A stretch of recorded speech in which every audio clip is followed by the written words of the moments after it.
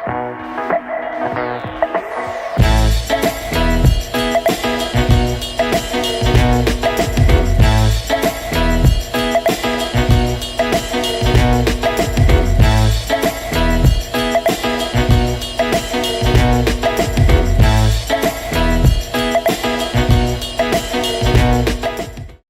to the Sharp Cheddar Podcast, where sharp guys have cheesy takes. Cheesy takes. This is your host, G-Money, Garrett Latham, joined by my co-host, Vincent Bacosa. What's going on, party people? It's your boy, the Cheesy Don, Sean Don. Been eating a bag of donuts, back coming at you. The Cheesy Sean Don? That's what I'm going with, I think. Why? That doesn't even make sense. I feel like a boss.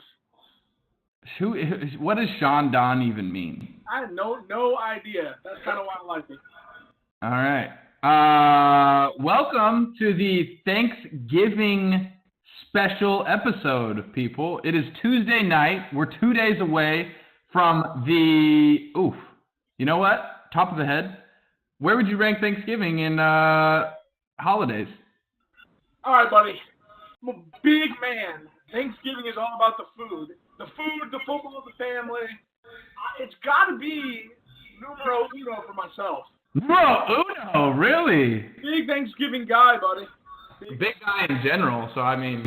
Yeah, correct. Wow. I'm glad I asked because, I am a big Thanksgiving fan. I'm all about, it's an exciting... I'm a cornball, dude. I like people, showing each other love, being appreciative of each other, and it's literally called Thanksgiving. You're giving thanks for things in your life, people in your life. I'm a big fan, dude. When I was younger, I think Christmas was number one and Thanksgiving was probably number two. But it's getting close to where I think it's close to being up there at number one. Thanksgiving is number one for me. F all that Thanksgiving lovey-dovey stuff, buddy. You're gonna sit my big self down in front of the TV for 8 hours and stuff my face with turkey and mashed potatoes. I'm in. I'm 100% in for that. Okay, so you could care less if it was called Thanksgiving. As long as it's called Foodsgiving, you're good. If it was called Stuff Your Face Giving, I'm in. So it is Stuff Your Face Giving for you. 10-4. There you go. All right. Well, like I said, this is the Thanksgiving special episode. So today, it's probably going to be pretty short. We're just going to go ahead and give you guys our top 3 Thanksgiving foods that we look forward to eating every year. And then we're going to preview the 3 games on Thanksgiving and give you our picks. Since normally we give our picks episode out on Friday, but obviously Thanksgiving is Thursday, so there are three big games on Thursday. So we'll go ahead and preview those. So let's go ahead and hop into it. Vince, what's your number 3 for your top 3 Thanksgiving foods? My number 3 Thanksgiving food, I'm gonna go with turkey. It has to have gravy on it. Yeah. Turkey, gravy comes with the turkey. Yeah. I don't want just plain turkey. But the thing with turkey at number 3 is it's better the next day. That's why I really enjoy a good turkey. Okay. Good turkey sandwich on a little biscuit. Buddy, this isn't tell me how you eat your food. This isn't you can't combine all the food. A turkey sandwich is rolls, turkey, mashed potato. Just stick to. I know, dude. This is your holiday. This is what you crave. Time to shine, buddy. This is where I shine. Buddy, I can see you sweating from Durham. I can see you sweating right now just thinking about going ham in 2 days. It's literally ham. Or one could say going turkey in 2 days. It's a ham too, buddy. But I am fanning myself right now, okay? That's already, buddy. All right, so turkey and gravy for your number 3. I'm going rolls for my number 3. Oh, a good, delicious homemade roll, buddy. Whew. Yeah. Whew. Your mouth watering, nice little. Yeah, I'm with you on that. And then my number 2 is the same as your number 2, turkey and gravy, dude. I mean, honestly, turkey isn't even really that good. But on Thanksgiving with some gravy, mashed potatoes, and everything, whew, turkey is, I mean, it's the only time where I'm like, wow, I can't wait to eat turkey today, you know? Right. Hey, how do you prepare your turkey on Thanksgiving? I mean, I've never made a turkey, and honestly, we always go to either my parents' house or Emily's parents' house, and they kind of take care of it. But I will say I really am thinking about investing in a turkey fryer and frying a turkey. That looks unreal. I've never had it, but I've heard it's delicious. Buddy, if for whatever reason you can't have Thanksgiving, dude, my family does the fried turkey. We're sitting there drinking all day, frying up the turkey. My uncle pulls the turkey out, and all that turkey grease, we dump some French fries in there. So it's turkey French fries. Oof. Then we eat those when we're watching football while the rest of the food's getting cooked. Buddy, it's a good time at the Bacosa household. That does not sound bad. Honestly, I might have to take you up on that. If you guys eat like a late dinner, then because I think we're going to Emily's parents for like a lunch, maybe I'll have to swing on by, try some fried turkey. Choose a little fried turkey for the first time, buddy. It is definitely worth at least trying it once. What's your number 2? My number 2, I was gonna just go with mashed potatoes and gravy, but my wife makes a delicious loaded mashed potatoes where she puts like bacon and sour cream in the mashed potatoes and extra sharp cheddar cheese in the mashed potatoes. I will say those potatoes are delicious. I have had my fair share of your wife's loaded potatoes, and whew, it is a load, let me tell you. Yeah, no, they are hearty. It's a hearty meal, those mashed potatoes. Yeah, they're delicious. They are delicious. And like you said, they do have a little bit of sharp cheddar in them, mate. Oh, baby, that's how we keep it around this household. Always sharp, always cheesy. Exactly, dude. See, that's what I love about your household. There's nothing wrong with a cheesy household. No, buddy. A cheesy home is a nice home. It's a clean home. Dude, we need to make signs. We've been making these shirts and stuff. We need to make signs. Home is where the cheese is. Oh my God, that was $1 million idea right there, buddy. Home is where the cheese is. Goodness. I got our marketing department working on it right now. Perfect. I need to tell Emily. We need to have Samantha. They need to take notes. Home is where the cheese is.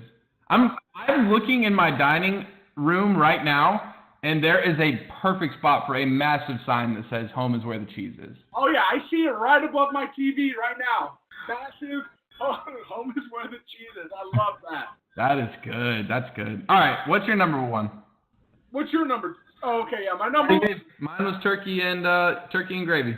My number 1 is extra sharp cheddar mac and cheese, buddy. It's all about the mac and cheese on Thanksgiving. See, I almost went with mac and cheese instead of the homemade rolls, but I like, you kind of have mac and cheese throughout the rest of the year, you know? But people like take their mac and cheese to the next level for Thanksgiving. No, I know. There's definitely like it's a Wednesday night mac and cheese, and then there's definitely, it's Thanksgiving mac and cheese. Right, there's Kraft mac and cheese, which is like mild cheddar. If you bring Kraft mac and cheese to my Thanksgiving, you can go ahead and get your rear end out. Yeah, I'm calling 911. Okay. You can go eat a Big Mac at McDonald's for your Thanksgiving, and dude, 100% agree. 100% agree. You bring Kraft mac and cheese to my Thanksgiving, you're gonna find the closest Chinese restaurant, okay? Because that's the only place open. Home is not where the Kraft mac and cheese is. That's mild cheddar, baby. When you bring that mac and cheese through for Thanksgiving, that's that extra sharp cheddar. Okay. I mean, I like it. I like it as a number 1. I mean, I don't like it as a number 1, but I will say I like it in the top 3. It is very delicious. My number 1 is sweet potato casserole. Yeah. Have you seen Vernon Davis? Sweet candy yams. Yeah. Whew, buddy. I'm talking like with the pecan, the marshmallows. Oh my goodness. You don't eat that. You don't eat that outside of Thanksgiving. Maybe Christmas if your family really loves you and really loves supporting the birth of our Lord and Savior Jesus Christ with a little sweet potato casserole. But, Thanksgiving is kind of like the only place you can get it. And that's why it's on my top three because you don't really, you don't get it outside of Thanksgiving. That's right, buddy. I'm with you on that. Sweet potato casserole is unreal, man. Just delicious. Really good call. I kind of skipped over that because you know why? You only eat it on Thanksgiving, so I guess I haven't thought about it in 363 days now. So see, and that's why I was like, oh, that's my number one because you only eat it on Thanksgiving. Like it's top three Thanksgiving foods. It's not just top three foods. That's very, very, very true. So personally, when I walk in, I grab a slab full of mac and cheese. That's kind of how I've always been. Right. So, yeah. But no, I'm with you. The sweet potato, big time with you on that one. Yeah, there's nothing wrong with a slab of mac and cheese, but I mean, dude, my mouth is watering talking about this. Oh yeah, I'm hungry. Hey, I'm pretty excited for Thanksgiving on Thursday. Real quick, can you give me your top three Thanksgiving desserts? Oh gosh, see, man, I don't know. Like, all I think of when I think of Thanksgiving desserts is pumpkin pie, or pecan pie. Those are kind of like the only. Like, what else is? What other options do I have? I can't really. Well, see, look, I do. I mean, blueberry. I mean, just any pie in general, I guess. Maybe blueberry pie. So, give me your top three pies then. We'll go there. On Thanksgiving or just in general? Because on Thanksgiving, I don't know what it is, but give me a pumpkin pie. I don't know why. Outside of Thanksgiving, if you bring me a pumpkin pie, I'm going to slap you in the face. But on Thanksgiving, give me a pumpkin pie for my number one. Yeah, on Thanksgiving, buddy, pumpkin pie doesn't get it done for me. I don't like pumpkin pie. I mean, that's the thing, though. I don't necessarily like it either, but on Thanksgiving, I love it for whatever reason. It never gets it done for me. It's not what I want. I'll tell you, man, on a good Thanksgiving night, I'm a big fan of pecan pie with a little scoop of vanilla ice cream on it. I was going to say pecan pie or pecan pie, however you want to pronounce it. That is delicious. Pecan pie. I always get one slice of pumpkin, one slice of pecan, and some ice cream. Always. Oh, yeah, me too, buddy. I'm with you on that. My nipples are hard right now just thinking about it. All righty. You might say that they are a little sharp, maybe? Oh! Love it. Love it. All right, let's move on. So after you folks stuff your faces with this lovely food, go ahead and get ready for a good slate of NFL games. The first game of the day at 12:30. So depending on what time you eat, maybe if you eat an early lunch, then you'll be just finishing up. If you don't eat until later, this will kind of let you wet your whistle a little bit. You have the Chicago Bears coming off of a big win against the Minnesota Vikings, and Vince picked it correctly in his picks. They are going on the road to face the Detroit Lions. They're favored by 3.5 on the road. Who you got in this one, Vince? Buddy, I'm riding them all year, man. Give me Chicago again. I heard Trubisky's a little banged up, but I don't know. So, one thing that I want to talk about in this game, obviously the Bears defense is disgusting, right? I mean, that is what makes the Bears a good football team. Correct. The addition of Khalil Mack has completely changed the franchise. Yeah, so that's kind of what I want to talk about. You and I were texting about it last night during the Rams-Chiefs game, which, by the way, game of the year. That was a great game. Game of the decade, man. 54-51. I read that it was the first time an NFL team has ever lost when scoring over 50 points. There were two. Yeah, it's the first time two teams have ever scored 50 points. So one team. Oh wow, good math, dude. 200-0. They were 200-0 in the previous 200 times that they've scored 50 points. But anyways, yeah, that was a good game.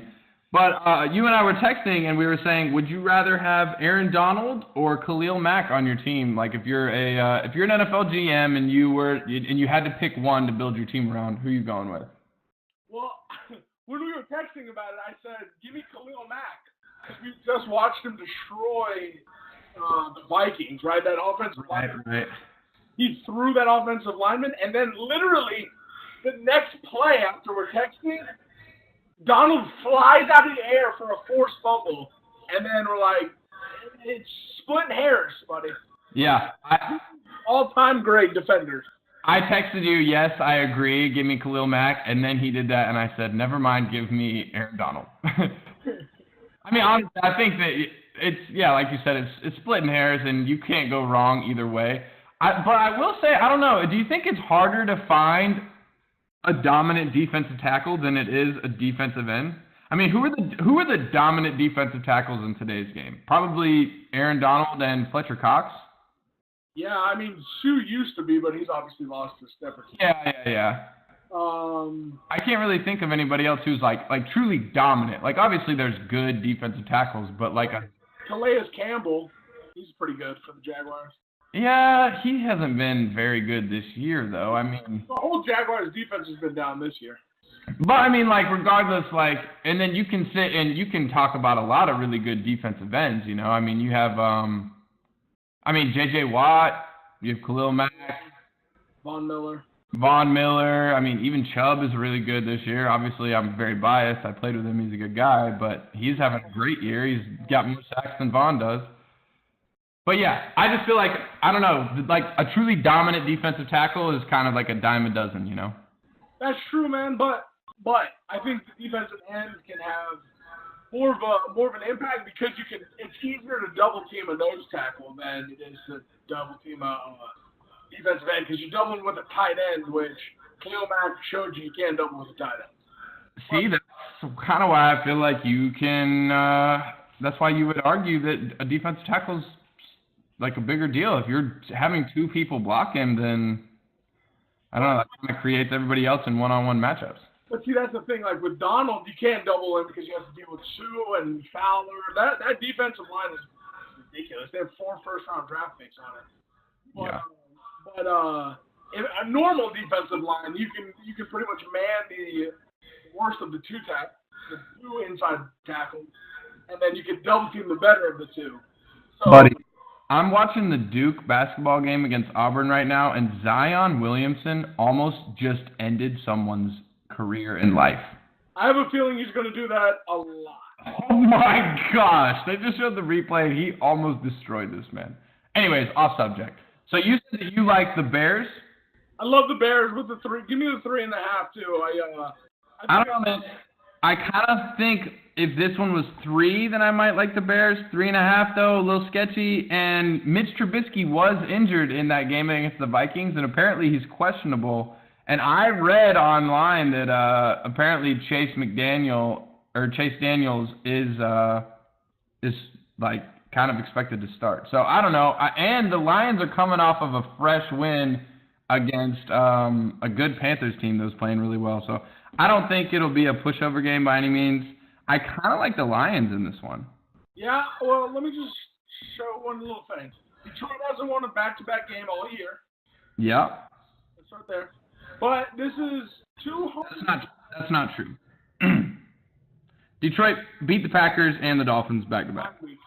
My week doesn't count. How does that not count? It was back-to-back. Did they lose in between? No. Anyways. Exactly. But Chicago's on a tear. And so I just think they're the hot team right now. They're top 5 hottest team in the NFL right now, and I think they keep it rolling. The one argument that I'll give you for why the Bears will probably most likely cover the 3.5, because that Lions offensive line is just awful. So I could see Khalil Mack legitimately getting 3 sacks by himself, and a couple of the other ones. They'll probably get like 6 or 7 sacks on this game. So if you had to put a number on Khalil Mack, or let's say Lions defensive sacks at 4.5, what would you take? I'd take the over. Yeah, me too. I think, and dude, not very many teams win with 5 sacks. I give it up 5 sacks. Yeah, that's true. You're right. I'm gonna go with the Bears to cover the 3.5. I think that they win this game like 27-21. Oh, the line just went down to -3 too. Perfect. Give me the house on the Bears -3. It did go down to 3. Wow. -3, love it.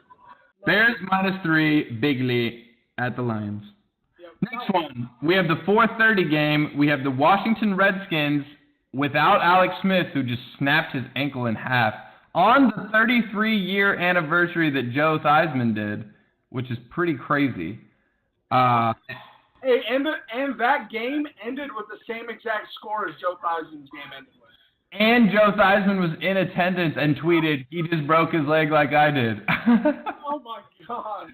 But anyways, the Redskins are going to the Cowboys, and they are 7.5-point underdogs. I love the Redskins. Oh, no. Dude, Colt McCoy is going to keep this game close.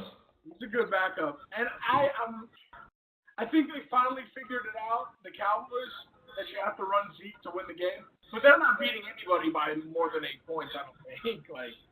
I like Washington too, but I think Dallas wins this game, but I think it's by a field goal, per usual. Yeah, or even a touchdown, that's a cover. Yeah, Dallas keeps it so close. Dallas actually has a legitimately good defense this year, which is surprising to say. And now I think they're starting to figure out, give Zeke the ball on every single play. Give him the ball. Yeah. Screen it to him, line him up as a wide receiver. Zeke has to have 25 to 30 touches a game to have a chance to win. Yeah. Ride the Zeke train. Yeah, and he's on my fantasy squad, so go Zeke. All right, so we both agree that we're taking the road team so far, the Bears and the Redskins on the road. Yeah, I can't believe that line's so high. Dude, it's because Alex Smith is hurt. If Alex Smith isn't out, then this game's probably a 5-point spread, one of those weird. Yeah, something like that. And dude, Colt McCoy has been a good backup quarterback. No bone. Yeah, he came in against who were they playing last week? Against the Texans, and he was driving them down the field for the game-winning drive, and they missed the field goal. Yeah, I think I've always liked Colt McCoy as a backup. And the Texans have won 7 games in a row. They're not a bad team, so. Yeah, I think he'll keep it close. And then the night game is the 4-6 Atlanta Falcons going on the road to play the New Orleans Saints, who are 9-1, as 13-point underdogs. Who do you like in this one? The Saints are the hottest team in football. Give me the 13 and the Saints. They're disgusting, dude. They are. I will say this: they completely embarrassed my Philadelphia Eagles last week. Just completely destroyed them, made them look like they didn't even they weren't even in the same league of football. They looked like they were a college football team. It was crazy. They couldn't get a first down. They couldn't stop the Saints. It was nuts. The Saints are a very, very, very good football team. Just literally stacked everywhere, dude. Yeah, I want to talk about this Tyson Hill kid. Where did he even come from? And they're lining Drew Brees up as a wide receiver to give this kid the ball.